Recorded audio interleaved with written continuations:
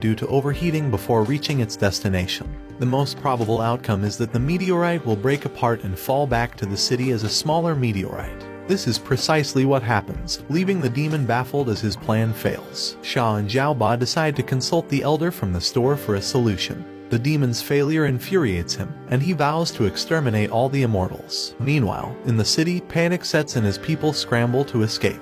Kachin and Ziying watch the chaos, worried about their companions, but Ziying comforts Kachin, assuring him that they will be okay. Suddenly, a fragment of meteorite nearly hits them. The elder urgently leads them to a shelter. Ziying grabs Kachin's hand, and they follow, but he goes back to help a little girl. They narrowly avoid getting crushed, and Ziying uses her webs to save them. They also spot the Celestials running toward them, carrying an unconscious Zhen. Together, they head for the shelter, seeking safety from the falling meteorites. In the shelter, Kachin worries about his brother Zhen, but the elder reassures him that Zhen will be fine because he ate the senzu bean. However, Zhen still needs time to recover from his injuries. Despite being in the shelter, the ongoing tremors continue to frighten the people. Ziying mentions that the shelter won't withstand much longer. Meanwhile, Sha ponders how the demon managed to control the meteorite for 100 years if its energy is highly unstable. The elder mentions that the only treasure in the mortal world capable of withstanding a catastrophic level fire spell is the coolant core of the Fire City's industrial furnace. In response, Xiaoba urgently asks where it is located.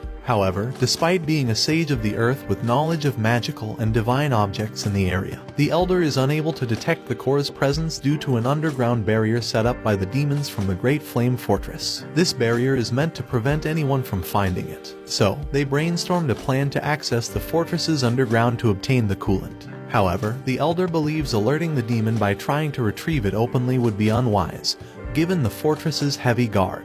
He suggests a stealthy approach to steal it without being detected. At this point, all eyes turn to Ziying, who appears to be the designated thief. She feels guilty about having to steal again and breaking her oath. Kachin explains that Ziying swore never to steal again as she could lose her life because of it. But the elder reassures her, explaining that the oath of destiny she swore can only be fulfilled once, so she won't face further consequences. Additionally, since the coolant core is an immortal treasure, recovering it cannot be considered theft. He also promises to share her suffering if anything goes wrong due to the oath. Although losing her sister is already a great pain, Ziying agrees to help her friends. She decides to infiltrate the building through the ventilation ducts, avoiding the guards and using her ring to open a small hatch, disabling 2 guards in the watch room. Ziying spots the boss's secretary on a screen and heads toward her. With a swift move, she pins the unsuspecting secretary against the wall to extract information about the coolant's location.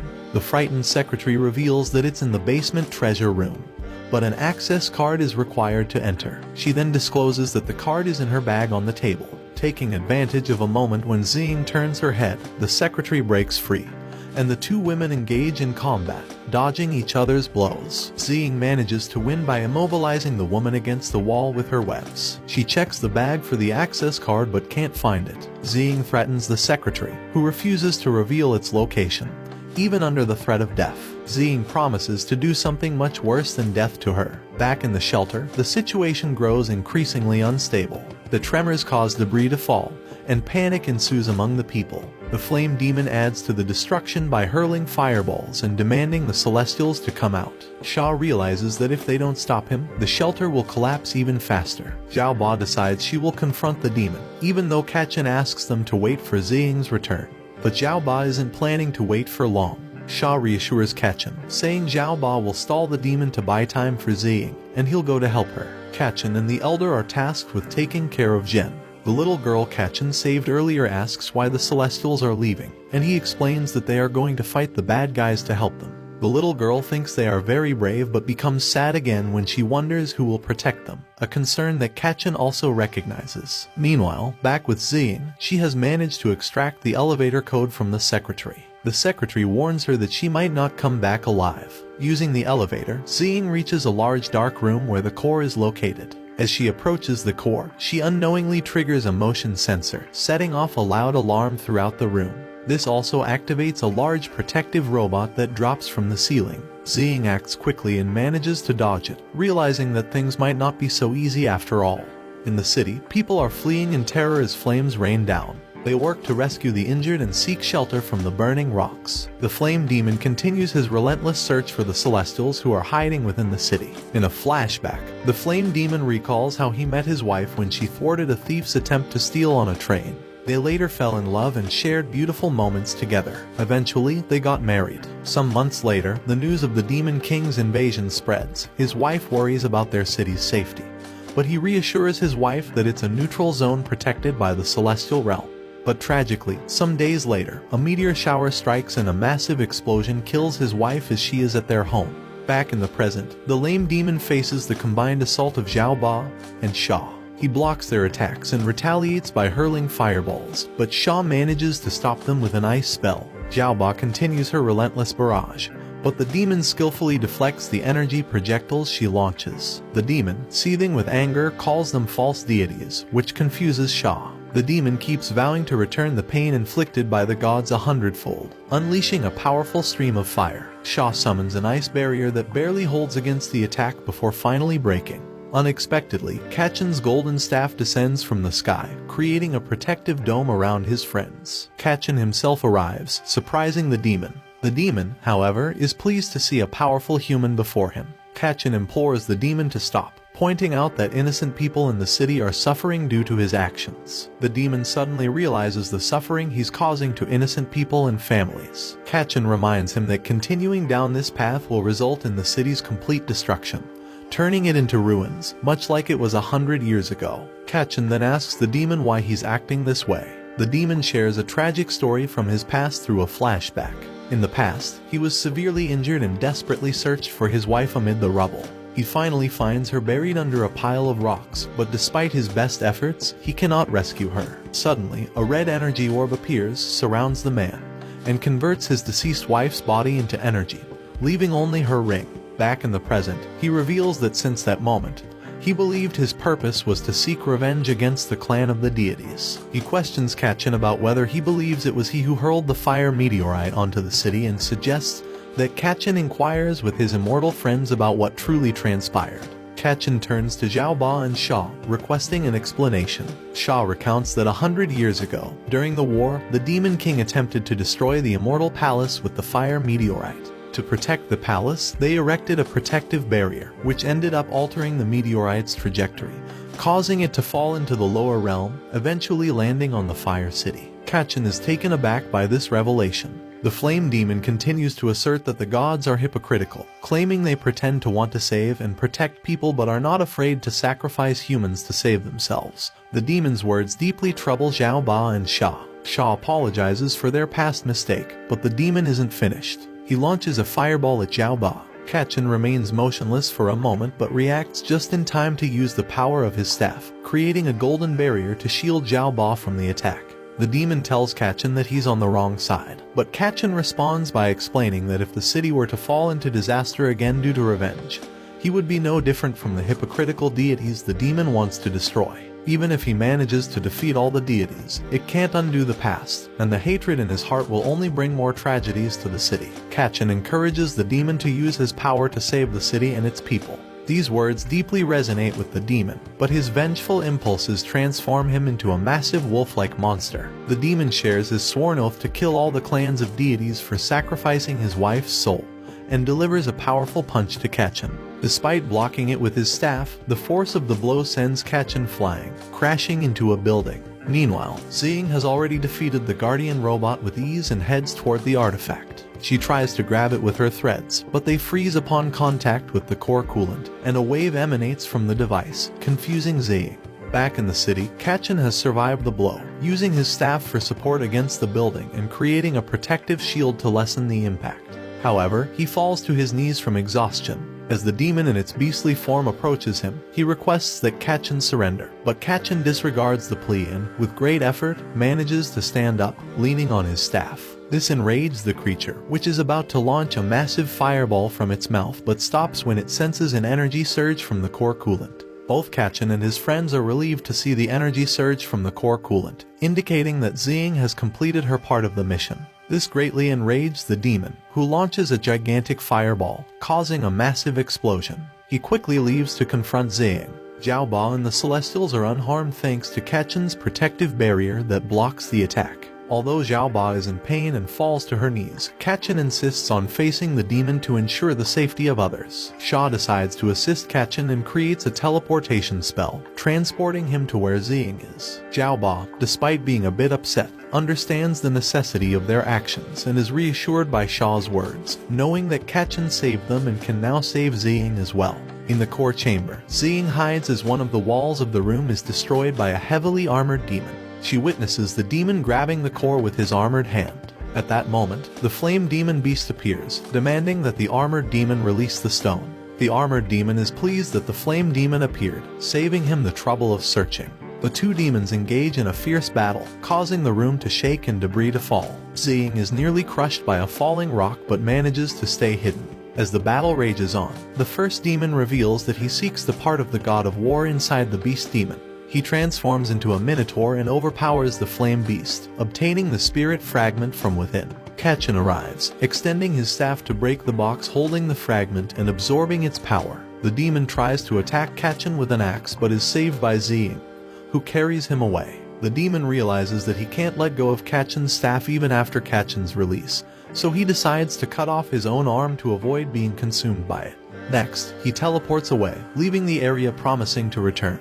However, the impending impact of the meteorite is still a threat to the city. The flame demon tells Kachin to break the core coolant and Kachin, with his staff, breaks the core coolant, unleashing a powerful ice wave that freezes everything in its path and cools the meteorite. It shatters in midair, falling back to the ground as snow. The flame demon, who once sought revenge, holds his wife's ring and laments not fulfilling his promise. In his final moments, he sees a vision of his wife's spirit, who comforts him for helping save the city before he passes away. Seeing the threat resolved, Kachin, exhausted, faints, and Ziying catches him before he hits the ground. The next day, everything was sorted out in the Fire City, and the gang decided to head to another deserted area to find a super special river called the Shaxia River. This river is like magic. It can heal people's wounds. Zhao Ba tells Zhen that it's the only thing that can make his injury better. Zhen, even though he's hurt, acts tough and doesn't want to rest. But then, he realizes he's even more hurt than he thought. Ziying tries to get him to take it easy by telling him she likes strong and brave guys, but it would be sad if he got even more hurt. Zhen finally gives in and lies down with his head in Ziying's lap.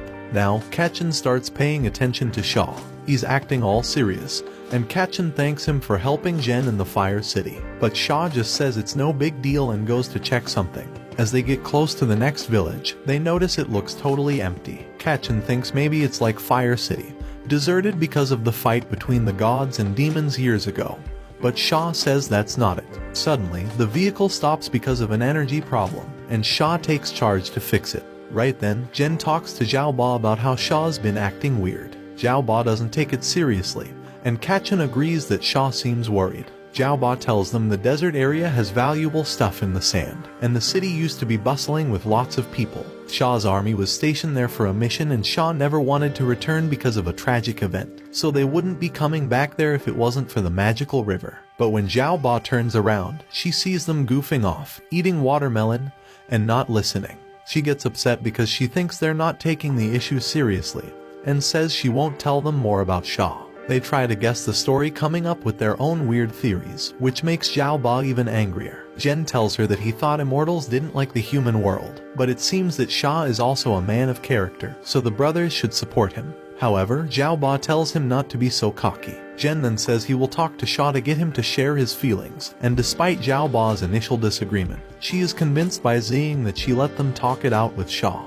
Zhen goes to Sha and offers to help, but Sha seems a bit distant and says he doesn't need any help. Zhen tells Sha he doesn't have to handle everything alone and that they're friends, so he can tell them anything. At some point, they think Sha wants to confide in them, but Sha reveals that the ship's power crystal is broken, and that's why the vehicle can't move. He needs to get replacement crystals from an abandoned mine nearby. Zhen suggests going with him, but Sha insists on going alone, reminding Zhen that he's not fully healed, and the mine can be dangerous. Zhen keeps pushing, and suddenly Sha reacts coldly, pushing Zhen's hand away and telling him to mind his own business, which surprises both brothers because Sha's not usually like that. Later on the ship, Kachin is worried because Sha hasn't come back yet, and he asks Zhao Ba if they can locate him. Jen interrupts and says Shaw is a deity, so nothing can happen to him, but he also criticizes Shaw. Kachin tries to make Jen understand that Shaw is just trying to protect them by asking them not to come along. But Jen isn't listening and keeps saying negative things about Shaw.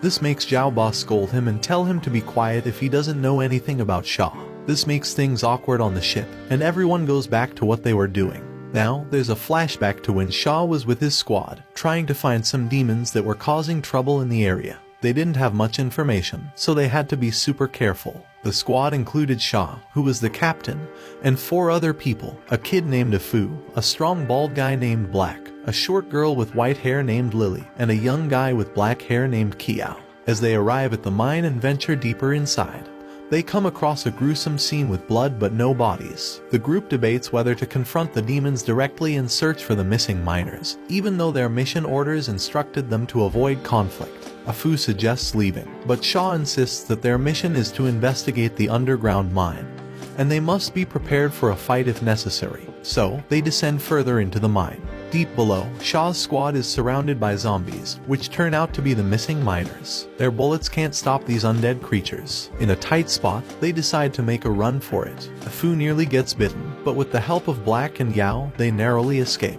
Lily uses explosives to fend off the zombies, but one manages to sneak through and bite Black. He downplays his injury, and, with the support of his team, they retreat to a safe room, unaware that his spilled blood has triggered a mysterious spell. Shaw informs them that he believes all the miners have transformed into these creatures. This terrifies Afu, as they are trapped underground with these monsters. Shaw reassures him, mentioning a telephone nearby they can use to contact army headquarters. Afu disconnects a cable and connects it to a communicator. Through some clever coding, he establishes radio contact with headquarters, and reinforcements are on the way, lifting Lily's spirits. A while later, Yao, who is on watch duty at the door, notices an eerie silence. Afu thinks it's because the army has arrived. However, something unexpected pierces the wall and ends Afu, revealing itself as a corpse-reaping beast. Meanwhile, Zhao Ba is narrating the story to the rest of the group, as they need to understand Shaw's past. Jen recalls his father mentioning this terrifying creature from the demon realm that feeds on corpses and is immune to magic. Zhao Ba explains that it's a creature dwelling in the darkest corners of the demon realm.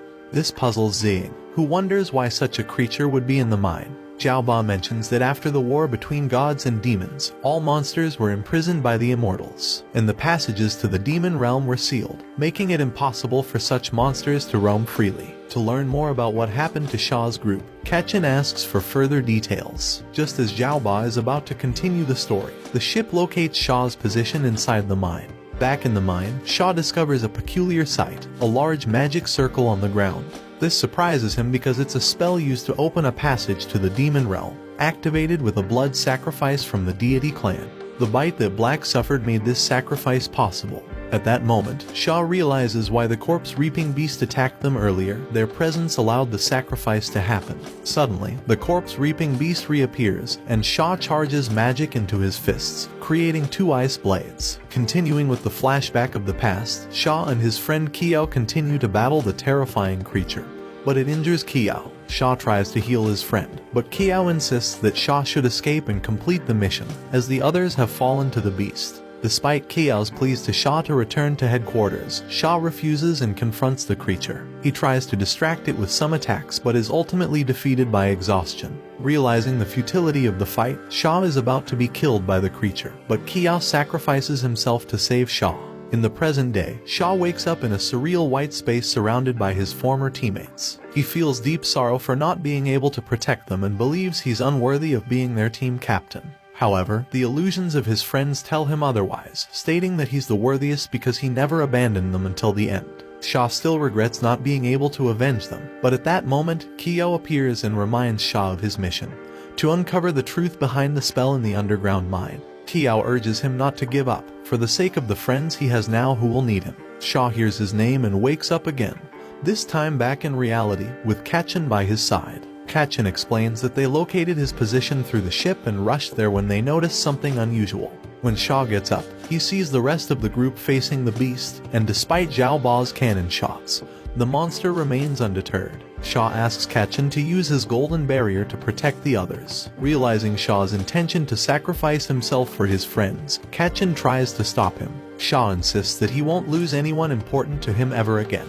As the beast fights with the group, sending them all flying, Shaw approaches the monster and begins to cast a spell, instructing Kachin to activate the barrier. However, Kachin activates the protective barrier around Shaw as well, preventing him from sacrificing himself. Kachin explains that he doesn't want to lose any of his friends. He commands the staff to elongate, destroying the mountain above them and creating a hole in the roof that lets in sunlight. The creature, unable to withstand the light, disintegrates, and everyone is relieved to have emerged victorious. Before leaving, Shaw uses the pieces of mineral to create a dignified grave for his fallen former comrades. He promises to uncover the mystery of who created the spell so their souls can rest in peace. Shaw also vows to protect his new comrades with his own strength, just as his old comrades once protected him. They return to the ship to continue their journey. Watch this next video. See you on the next one.